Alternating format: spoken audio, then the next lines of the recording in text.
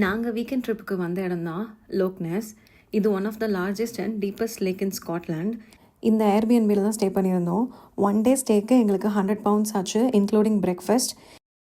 இங்கெல்லாம் மோஸ்ட்லி எல்லா பிளேசஸ்லேயுமே செக்இன் வந்து சாயந்தரம் 4 மணிக்கு and check out morning 10 o'clock.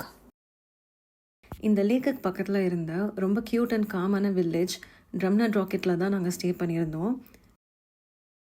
இது ஸ்காட்டிஷோட native language Gaelic. Drumnadrochit அப்படின்னா ரிட்ஜ் ஆஃப் த பிரிட்ஜ்னு அர்த்தம்.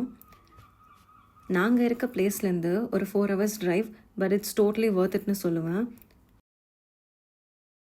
நெக்ஸ்ட் டே மார்னிங் பக்கத்தில் இருக்க ஷாப்ஸ் எல்லாம் விசிட் பண்ணிவிட்டு அன்னைக்கு டேவை எக்ஸ்ப்ளோர் பண்ணுறதுக்கு ஸ்டார்ட் பண்ணியாச்சு.